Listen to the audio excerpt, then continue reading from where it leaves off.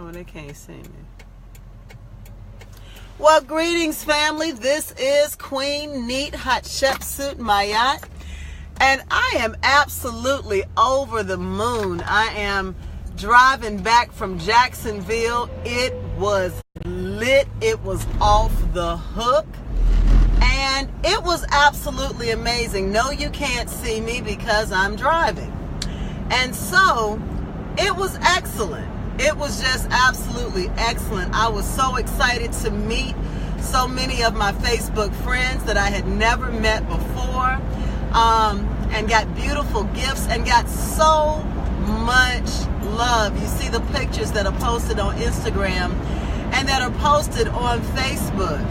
And so what you got to understand is so many of us desperately want to fit in.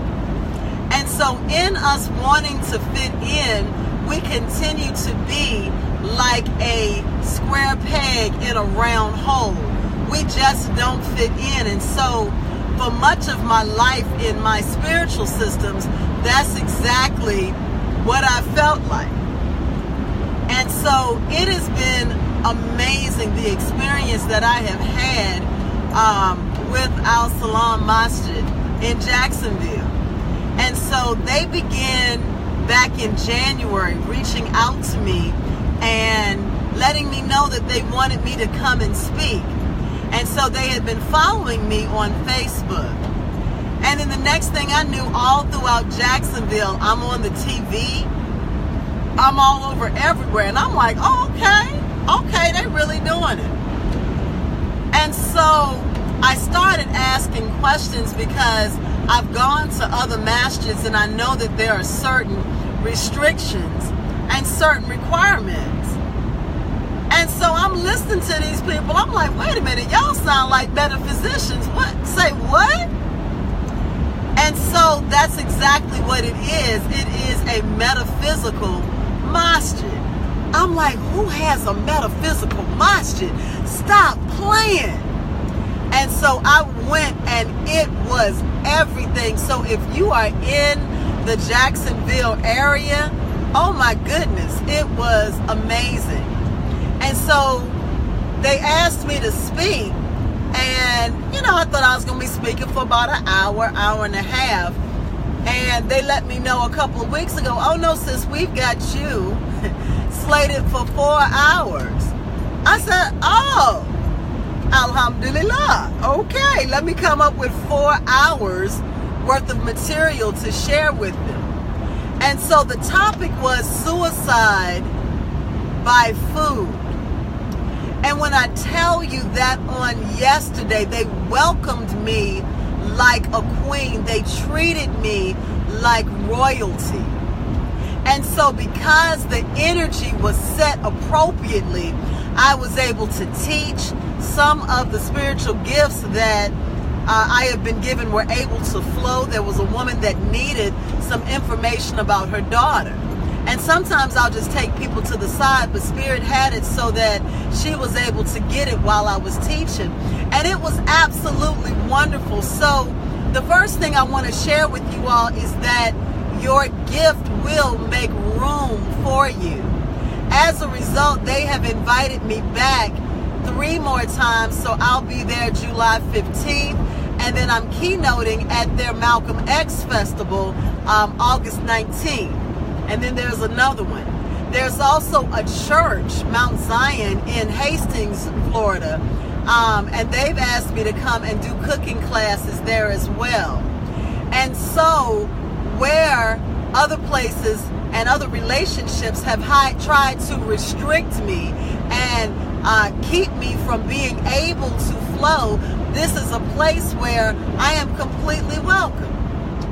And so I got an invitation from there to speak in Orlando, and several other doors have continued to open. And so I stand in such a place of gratitude because I'm being able to do the things that come to me naturally and to bring healing to our people. So I said, you know what? I am driving back here in the middle of the night. Let me go ahead and do this Facebook Live and just share with the family, because It's very, very important that we understand relationships and that we understand assets and liabilities when it comes to relationships. So these relationships include our relationship with our parents, our relationship with our mates, and our relationship with our children and the people that we call friends, including co-workers. So let's start talking about our relationship with our parents, because one of the things I was excited about, we just finished doing sacred relationships in my Sacred Medicine Woman course of the young ladies that are graduating in the Bahamas in October. And so a lot of times your relationship with your parents is not mutually beneficial. Many of your parents feel like, well, I took care of her as a child, so now she need to take care of me. Every time I turn around and I'm short on a bill, I need to go to my child, and my child needs to take care of me. I want to free many of you all of bondage, lies, and deception that you've been taught. Once you get 18, you do not have financial responsibility for your parents. I'll say it again. Once you turn 18, you do not have financial responsibility for your parents. Now, let me give you the caveat. If your parents are disabled, so they are not able to provide for and take care of themselves, if you are still living under their roof after 18, those are the conditions and the caveats to which you absolutely have financial responsibility for your adult parents. But when you are out on your own, establishing your own household, trying to take care of your own bills, taking care of yourself and your children, that is your number one priority. Self first, but not self only. And many of our parents, especially our mothers, are extremely manipulative. And in them being manipulative, we fall into all of this guilt. Many of us have taken out credit cards, and we have added our mothers or our fathers as authorized users. They have done just that. They have been authorized to use us. And so in it, they have charged up charges that they couldn't pay, and have left many of us owing those bills.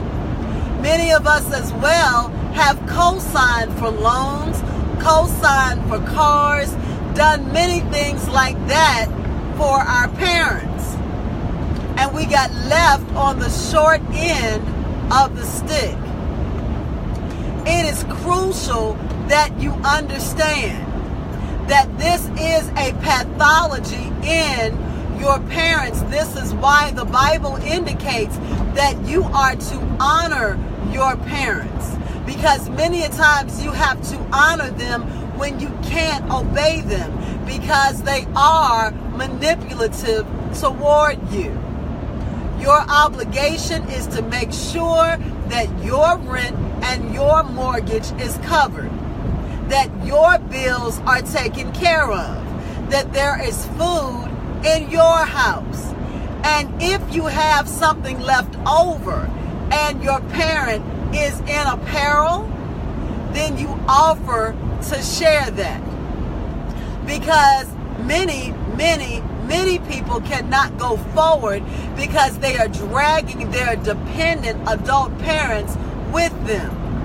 And so their parents never grow up. This is the exact opposite of what many of us were taught. We were taught, once you make it, You go ahead and you take care of mama. Okay, making it is not your minimum wage job. I'm sorry, that is not you making it. And making just a little bit over minimum wage is not you making it. You don't not pay your rent in order to help your mama pay hers. That is adult child abuse.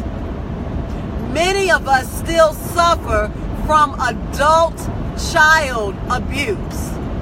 And so the same games that our mothers and our fathers played on us when they were children, they simply got, when we were children, our parents got older, we got older, and the games continued.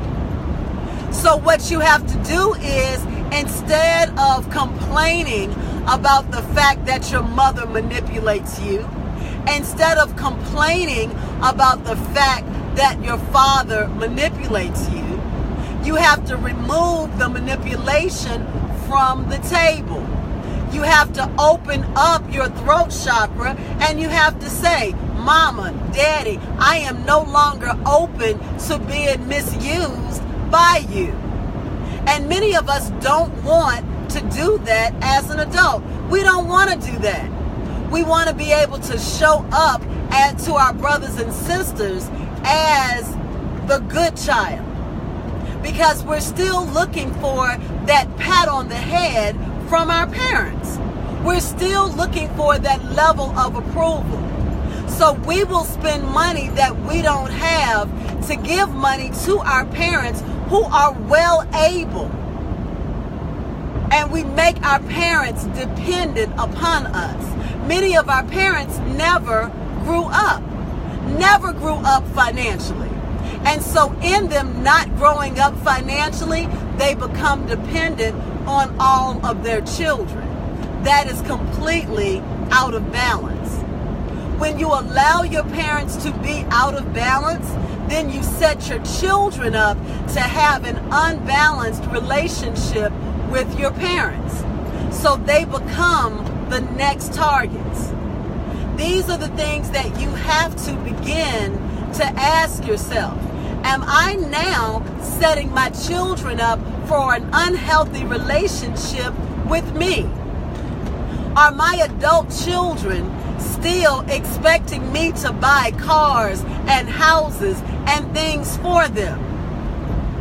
Am I still allowing my adult children to live on my couch? There should always be, if there is an opportunity or if there is misfortune, your child's house catches on fire or something to that effect, and they need temporary housing. Sure, absolutely. Your mama, your daddy, they should be able to, if it is in their ability, to temporarily house you. But the comfort of, I'm just going to go back and live with my mama, why is that on the table for many of us? And so we have to start looking at what type of relationships we are starting to build. Are we building mutually beneficial relationships? Are the relationships in our lives assets or are they liabilities? Do you add to me or do you take away from me? Do you then place me in a box and keep me from fulfilling my life's purpose? So sometimes, even in your relationship with your parents, you have to ask, Mama, because of your belief system, do you then damn my belief system? Do you say that I am wrong because I do not worship the Creator in the way that you do? And in me trying to please you and trying to keep the peace, am I compromising who I really am and what I believe? Relationships, assets, or liabilities? I now want to address my brothers. Many of my brothers have it completely twisted when they are pursuing women. Brothers, this is the thing. It is not your duty or your obligation. And it's so funny, I'm going to use a term that one of my best students, who has actually become an amazing friend as she's getting ready to graduate, she said, I married my husband and it was a different dynamic for him because I did not need him to rescue me. And all of the other women that he had ever been with in his whole life needed him to rescue them. And so she called him Captain Save a Hoe. Now, I'm not calling my sisters hoes, but many brothers get the mentality that they need to take a hoe and make her a housewife. When you take that mentality on, brother, you are then trying to change a woman and make her be what you see her potential to be, when it may not be what she sees her potential to be. You cannot change a person's purpose, and you cannot change what they're called here to be. If this is who she is, you have to decide, if she never changes, am I going to still be able to accept her as she is, as she was when I found her? If she's not willing to change in order to please me or in order to be what I see her to be, do I still want to be with her? You cannot enter into a relationship with somebody with the goal of saving or changing them. It's the exact same thing as when women fall in love with a man and decide that they are going to cater to a man's potential. 89% of brothers that you see potential in do not live up to the potential. So what you have fallen in love with is the potential and not who the person is actually right then, right now.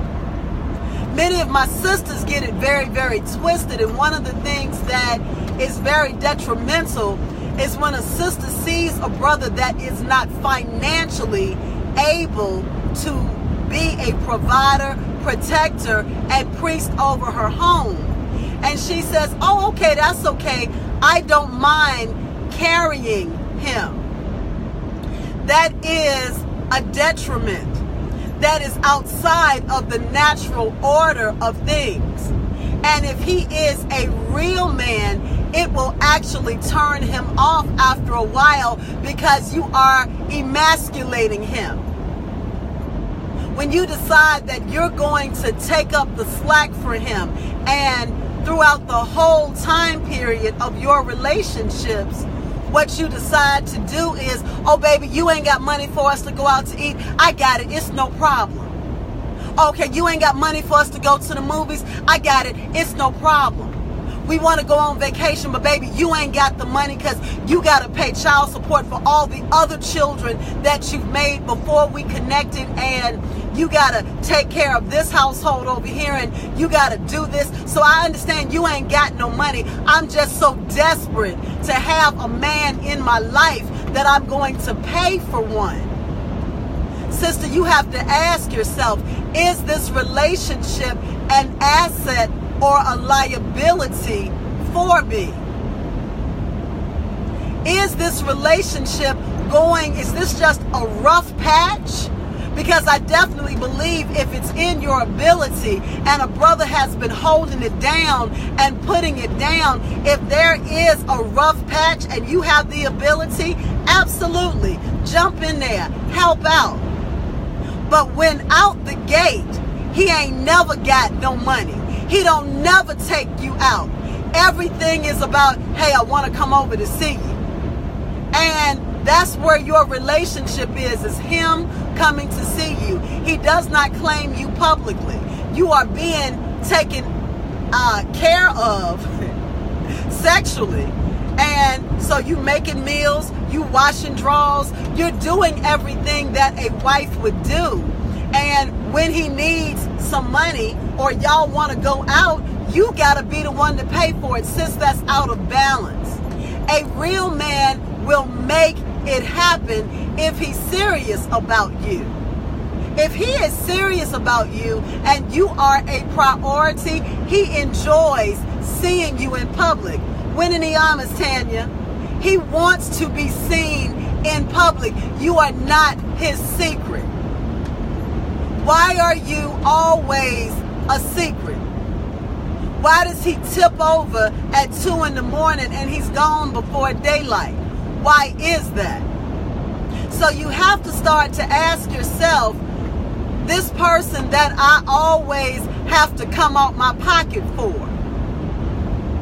is this how I want this to be in the next 5 years? I'm still having to come out my pocket in order for to be in a relationship? Because, sister, that is the indication of being a desperate woman. That is an indication of being desperate. So if you're having to come, or choosing, because ain't nobody making you do nothing, if you're choosing to be the man in the relationship, don't be upset or offended when the man moves out of the picture, when he decides not to make a commitment to you. Pay attention to that. If a man wants you, he knows how to pursue you. You don't have to wait by the phone for his call. You don't have to wait by the text for him to reach out. And I don't care what's going on in his life. It takes 3 seconds to text and say, baby, I'm going through something. I'll reach out soon. But just the complete inconsideration of not reaching out? Oh, no. No. If your life is so whatever that you can't even reach out, you can't pick up a phone, then sis, what you need to understand is you are not that brother's priority. So you can't allow someone to treat you like an option and you've made them a priority. Absolutely not. So that relationship is a liability, especially when you see these traits in the early part of the relationship. If early in the relationship he fails to communicate, he says, I'm tied up, I'm gonna reach out to you later, and then 2-3 days go by and you don't reach anything, baby, you're not priority, and you don't need to settle for being an option for anyone. Absolutely not when you're bringing excellence to the table for a brother. You have to understand your value and your worth. If you don't understand your value and your worth, if you don't set a precedent and you don't say, listen, brother, that's not acceptable to me. And see, when you're dealing with somebody that is older, certain things are freaking common sense. Bottom line, it's common sense that if you haven't reached out and you said you were going to reach out, brother, I'm not priority to you. Let me move on because there's too many other people and I'm going to stop blocking the universe from sending me somebody who I am a priority to. You have to make yourself a priority to yourself. Are you treating yourself as though you're an option? Do you understand your own value and your own worth? Are you in love with yourself? Because when you are in love with you, you only engage in mutually beneficial relationships. What does that mean, Queen? In the relationship that I am in with you, am I getting as much out of it as I'm putting into it, or as I bring to the table for you? Just because you may be some big celebrity with everybody else, what does that mean to me? What are you bringing to enhance my table in comparison to what I'm bringing to enhance your table? And if it is not equal and it is not balanced, then beloved, that relationship is a liability. If you are a wise woman, you make herbs, you oftentimes interact with the spirit realm. Some people call that witchcraft. Whatever you want to call it, I could care less. And if a man is keeping you from being able to operate in your gifts because he believes your gifts are evil, you have to ask yourself, am I willing to diminish the gifts and the talents and the calling on my life just so that he approves of how much I use it? Is this relationship really an asset or a liability to me because I have to give an account to the Most High? So when I say, oh, Most High, yeah, I didn't do the things you asked me to do, in me connecting with the spirit realm, in me operating in those ways, because this person did not feel that it was upright. At that point, you have to ask yourself, who is my God really? Is it my desire to be in this relationship that is going to be a liability to me? Or am I so excited because the universe is going to send to me somebody who can appreciate the gifts and talents that are within me, that is going to support me, that if I do come under spiritual attack, is actually going to have the spiritual ammunition to protect me? What exactly is the role that's being played by this individual in my life? Is it an asset or a liability? And you can be in love with a person that is a liability.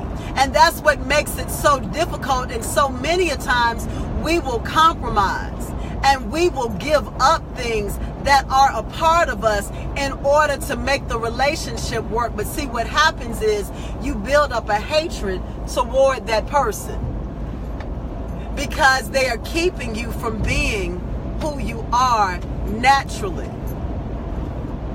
So I just wanted to share that. Like I said, Jacksonville was off the charts.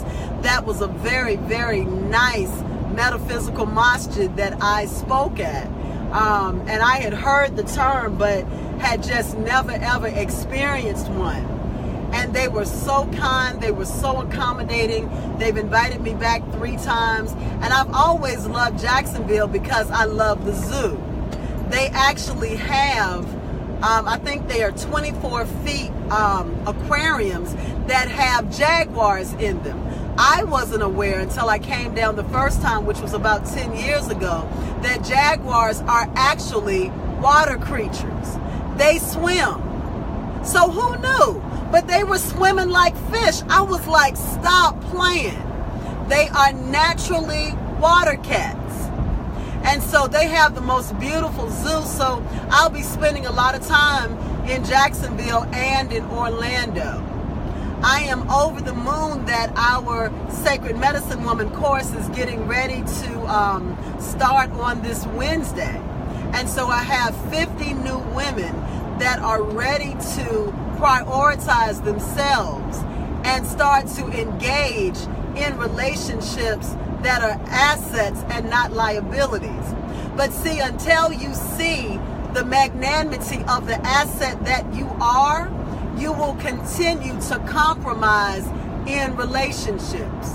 If you don't understand who you are and you are led by your emotions, or because I'm in love with him so I'm willing to settle, you can text me and then if you don't get back with me, it's fine. No, it's not. No, it's not at all. Tanya, what'd you say? If you are just to, oh, thank you. So you have to make yourself a priority. You have to make it clear, I am an asset. You're not going to deal with me like I'm just any old chick. No.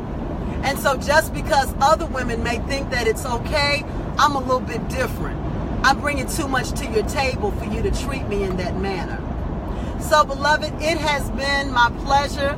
I am still driving back. And it's a wonderful thing. I'm very, very excited. We have wonderful, great things that are getting ready to happen in Atlanta. I will be speaking on Saturday, May 5th at the African Sexual Alchemy Conference. There are no more seats left in person. However, you still can go online and you can purchase the online. It is going to be absolutely bananas. And it is recorded, so you're able to go back if you can't listen live. The website is goodsexatlanta.com. goodsexatlanta.com. On that following Friday, May 11th, I'm going to be in Torrance, California. I'm so excited. I'm going to be doing a ship inspection of the Carnival Inspiration that morning. And they're going to feed me, and we're going to do all types of great things because I'm going to be doing quite a bit of work out in California.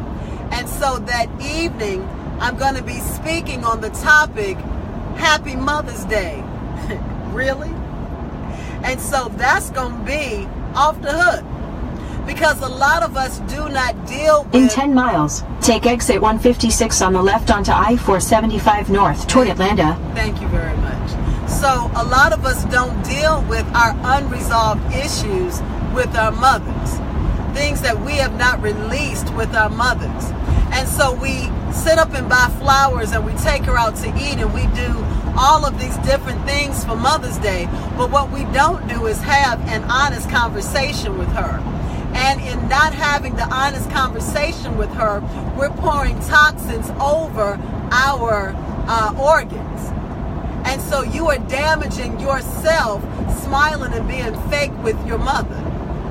And so that's a part of determining whether or not your relationships are assets or liabilities. Is this relationship with my mother an asset? Is it a liability? I don't have to disrespect her, but I don't necessarily have to engage her. So I'm going to have a chance to talk to women and men on that subject, and I am absolutely over the moon. I'll then be in Brooklyn on June 24th, and I will be speaking on the subject. King Simon is bringing me in, and I'm over the moon. Who's still sleeping in your womb? And so that's going to be for men and for women because most men don't realize that they too have wombs. The womb of a man is his prostate. And so we're going to have some real talk conversations because many of us are carrying around things that are part of the toxicity of our mother's wombs. So many of things that were insecurities concerning our mothers, we still carry into our current relationships. And not only is it unfair to any of our current partners, it makes us insecure and ineffective. So that's going to be off the hook. We're going to be talking about post-abortion healing clinics and that whole 9 yards. And of course, I will be in the UK May 21st through the 28th. Once again, we will be doing a full weekend conference on who's still sleeping in your womb. I am over the moon. I hope to be able to visit Amsterdam as well while I'm there. I'll be going back to the UK several times before the end of the year just to be able to help the sisters because we're going to be having our Sacred Medicine Woman UK class starting June 21st. And there are about 80 women that are ready. Okay, and there's the sheriff, so I guess I should slow down. So I am over the moon. I'm excited about all of the opportunities just to help our people heal. And this is what it's all about. This is a part of the calling on my life. You couldn't have ever told me that this is what I would be doing, but I absolutely love it. If you live in the Jacksonville area, I will be coming down about once a month doing raw and vegan cooking classes. And so I am over the moon with the opportunity to do it. So if you're looking for a masjid that is different from the regular masjids that you've been to, Or if you have just been wondering, what is it like to go to a mosque? What is it like to go to a masjid? Without a question, look up Al Salam Masjid on North Pearl Street in Jacksonville. Absolutely off the hook. If you're in the Atlanta area, I definitely would recommend going to Atlanta Masjid. Absolutely love the people over there. Beautiful, beautiful spirits. And so you want to always expand your horizons. See what things look like, not what you've heard about them. So if you get a chance to go on my Facebook page, you will see some of the clips of the 4-hour talk that I gave on yesterday. And if you're interested in buying the CDs, just let me, or the DVD, let me know and I'll put you in contact with the brother who did it. So I'm almost in Atlanta. I am over the moon. And now I am awake from talking to you all, which was one of my greatest concerns. So everything is excellent. Everything is according to divine order. And I'm excited. So thank you for the opportunity to share with you. Shimmy M, Het Tapu.